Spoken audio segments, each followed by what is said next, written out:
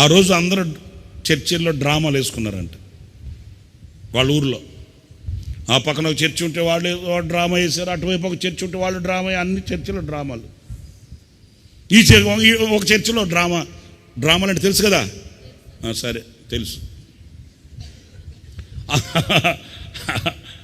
వాళ్ళన్ని చర్చిలో డ్రామా అయిపోయింది. ఇక్కడ ఇంకా స్టార్ట్ చేయలేదు. పాస్ గారు వాక్యం చెప్తున్నాడు. ఏం చెప్తున్నాడు? ఆయనకి ఇంకొక వాక్యం ఏం దొరకలేదేమో. సాతాను గర్జించు సింహం అమ్మా, సాతాను గర్జించు సింహం. వాడు గర్జిస్తాడు, వాడికి 2 కొమ్ములు ఉంటాయి, వాడికి ఇంత 4 ఉంటుంది, వాడు నల్లగా కర్రాడు అని సైతాన్ గాడిని వర్ణించుకుంటున్నాడంట అర్ధరాత్రి. ఏం పనులు ఆ పనులు? వాక్యం చెప్పకూడదు హోల్ నైట్ ప్రేయర్లో. సైతాన్ గాడిని వర్ణించుకుంటూ కూర్చున్నాడంట. వాడికి కొమ్ములు ఉంటాయమ్మా, పళ్ళు ఉంటాయమ్మా, అద్దమ్మా ఇద్దమ్మా అని చెప్తున్నాడా. ఆ పక్కన చర్చిలో డ్రామా అయిపోయిందంట. దాంట్లో ఒకడు సాతాను వేషం వేసుకున్నాడంట. వాడు ఇంటికి వెళ్తున్నాడంట. ఆ వేషం వేసుకున్న వాళ్ళందరేమో మొక్కలు కడుక్కొని క్లీన్ అయిపోయింది వాళ్ళకి. వీడు సైతాన్ గడికి ఒళ్ళంతా నల్లరం కొట్టేశారు.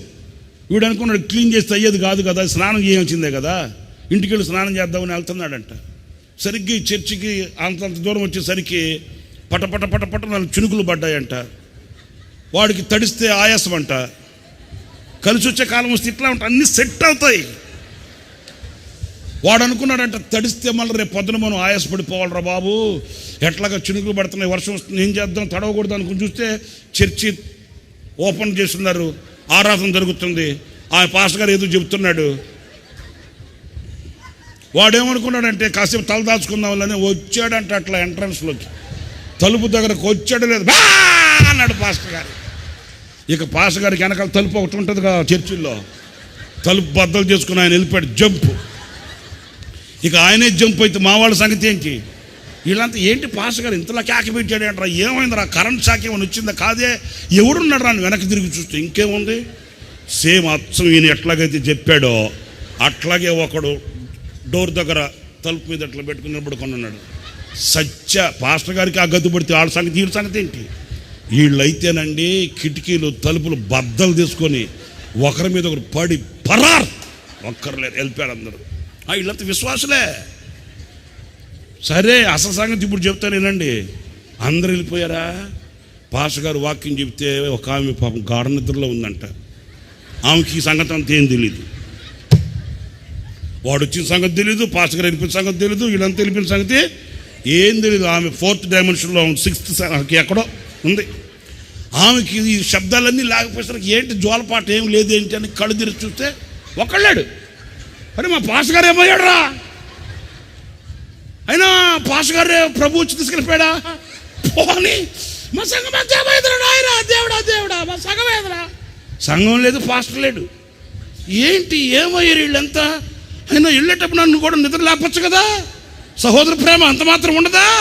అది అహరోన గడ్డ మీద గారి అంగీలు అంచు వరకు దిగజారి పరిమళ తైలం కదా, మరి ఎట్టపోయారంటే అని ఏంటి ఏమైందని వెనక్కి తిరిగి చూస్తే ఇంకేంది చూసేది,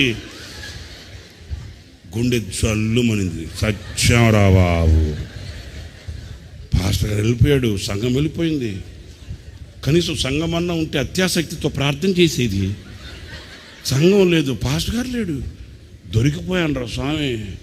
ఇప్పుడు మనం గావుకి ఆకలిసిన వేస్తే ఏం చేయలేం, అయిపోయింది, దొరికిపోయాం బాబోయ్. ఆడు ఇంత పెద్ద 4 పెట్టుకొని ఉన్నాడు, ముసుకేసుకొని ఉన్నాడు. నేను చెప్పేలా మన వాళ్ళు పోరాడే శక్తి లేక లొంగిపోతున్నారు సైతాన్ గడికి. ఆ అమ్మ అన్నిందంట సైతాన్ గడి వైపు చూసి, అయ్యా నేను నీ బిడ్డనేనయ్యా, ఈరోజు ఏదో డ్రామా వేస్తుంటే వచ్చానే కానీ నేను నీ కుమార్తెనేనయ్యా. సైతాన్ గడికి దిమ్మ తిరిగిందంట. అయ్యా నాయన, ఇట్లాంటి వాళ్ళు కూడా ఉంటారా బాబు అని వాడికి డౌట్ వచ్చి, నా బిడ్డ అని ఎట్లా చెబుతావు అన్నాడంట.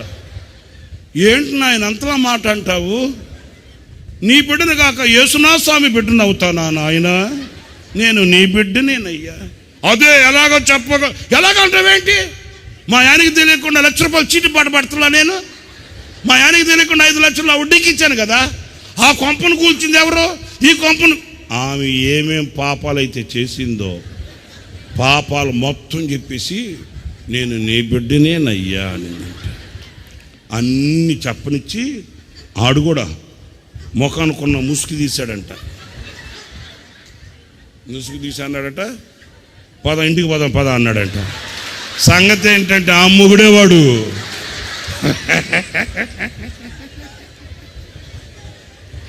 కుక్కను కొట్టే కర్రలు 3 కర్రలు ఇరిగిపోయాయంట. పక్కింటి వాళ్ళు అంతా వచ్చి అన్నారు, మెంటల్ దానా తిక్కల దానా ఎవడన్నా భర్తకు చెబుతారన్నమాట. నాకేం తెలుసు ఈడు ఎముడు అనుకున్నానే కదా, మొగుడు అనుకున్నానా నేను.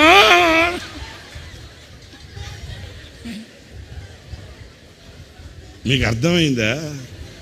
అది అంటే పోరాడే స్టామినా లేకపోతే ఇట్లాగా ఉంటుంది ఎవరు. వాడు ఏం చెప్తే వాడి చేతులు కీలు బొమ్మ అయిపోయారు.